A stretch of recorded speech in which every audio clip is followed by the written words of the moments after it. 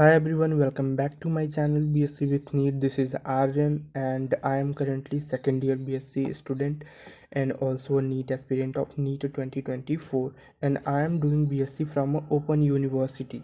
So I posted a community poll that on which topic you want a next video, and most of you were asked me on a comment, and also you voted there that mostly of you that I have to make a video on how I manage BSc with NEET, which I had already uploaded on my channel, but still maybe the reason of a new subscriber added on my channel or whatever the reason, I don't know, but still you guys want that I should make a video on it again, then it's fine.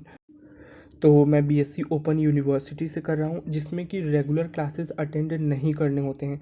जब आप BSc का कोई भी course अगर open university से आप करते हो तो फॉर्म फिल करते टाइम आपको एक रीजनल सेंटर चूज़ करना होगा। जिस एरिया में रहते हो उसके आसपास ही या उससे कुछ डिस्टेंस दूर पे कोई भी कॉलेज होगा, वो आपका रीजनल सेंटर होगा जहाँ पे आपको असाइनमेंट सबमिट करने होते हैं आपको, और वो फिर मेन यूनिवर्सिटी में उसको सबमिट करती है। आप इलाहाबाद में इसका मेन यूनिवर्सिटी है, आप इलाहाबाद में हो तो आपको डायरेक्टली वहीं पे सबमिट करना होगा। और बुक्स जो होती हैं वो भी एक हफ्ते बाद एडमिशन के कोरियर के थ्रू आपके घर पे आ जाएगा पोस्ट ऑफिस से, तो उससे आपको पढ़ाई करना होता है। और रेगुलर कॉलेज क्लास नोट्स ये सब कुछ भी नहीं बनाना होता, आपको सेल्फ स्टडी करना होता है। It's totally like a regular student of any college.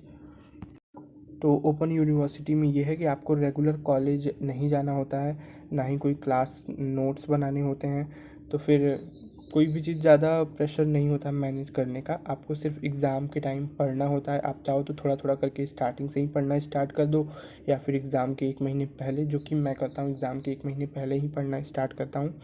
और फिर एग्ज़ाम के बीच में छुट्टियाँ भी होती हैं तो उसमें भी अच्छे से पढ़ लो, ताकि मैं अपना ज़्यादा से ज़्यादा टाइम नीट को दे सकूँ, इसलिए मैं ऐसा करता हूँ। और हो जाता है, मैनेज हो जाता है। एक बार आप जब किसी भी फील्ड में चले जाओगे ना, तो उसमें धीरे धीरे आप उसको ऑलरेडी ऑटोमेटिकली आप समझ जाओगे कि इसको कैसे डील करना है, कैसे मैनेज करना है, कैसे पढ़ाई करनी है। बिकॉज एट द एंड ये सारी चीज़ें आपको ही करना होता है, आपको कोई भी नहीं बताएगा, ना ही कोई बोलेगा कि चलो अब बैठ के पढ़ लो। तो जब तक नहीं उसमें इनरोल हुए हो या फिर नहीं किए हो, तब तक बहुत सारे क्वेश्चंस आते हैं या कैसे होगा, बहुत डिफ़िकल्ट होगा, बट ऐसा नहीं है, हो जाता है। बहुत सारे लोगों ने किया है। ओपन यूनिवर्सिटी से मैं कर रहा हूँ तो मैं ज़्यादा से ज़्यादा टाइम अपने इस नीट को ही देता हूँ पढ़ाई के लिए। और प्रैक्टिकल में कैसे क्वेश्चंस पूछे जाते हैं वाइवा पे, तो मैं बता दूँ, वो बहुत बेसिक क्वेश्चन पूछेंगे, या फिर आपने प्रैक्टिकल जिस चीज़ का है उससे पूछेंगे, या फिर जिसका एग्ज़ाम दिया है आपने वो उससे पूछते हैं। बहुत हार्ड क्वेश्चन नहीं पूछेंगे, because they already know that you are doing this course from open university. It means you are totally focused on your first priority, whatever it is, maybe your job, maybe your exam preparation, whatever you will be doing at that time. सो वो ऐसे question कुछ भी नहीं पूछेंगे hard कि आप ना बता पाओ। अगर नहीं भी बता पाते हो तो फिर कोई भी इशू नहीं है, वो मार्क्स आपको दे देते हैं। बीएससी के बुक्स कैसे होते हैं और वो सारा कुछ आपको कर देखना होगा, तो आप मेरी प्रीवियस वीडियो पे विज़िट कर जाना, चैनल पे देख लेना। उस पे भी मैं अपलोड कर दिया हूँ कि उसके बुक्स कैसे होते हैं, केमिस्ट्री के भी, बॉटनी के भी, जूलॉजी के भी।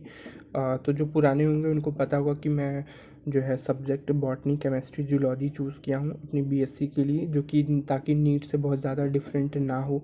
और आप चाहो तो फिजिक्स और केमिस्ट्री भी या बायो, फिजिक्स केमिस्ट्री बॉटनी, या फिजिक्स केमिस्ट्री जूलॉजी, ये सब भी चूज़ कर सकते हो। बायो केमिस्ट्री भी ऑप्शन में रहता है, ये भी चूज़ कर सकते हो। It's totally up to you कि आपको किस सब्जेक्ट से पढ़ना है। और still if you have a question about BSc or NEET, then you can ask me in a comment. I will definitely reply. And yes, that's it for today. Thank you for watching.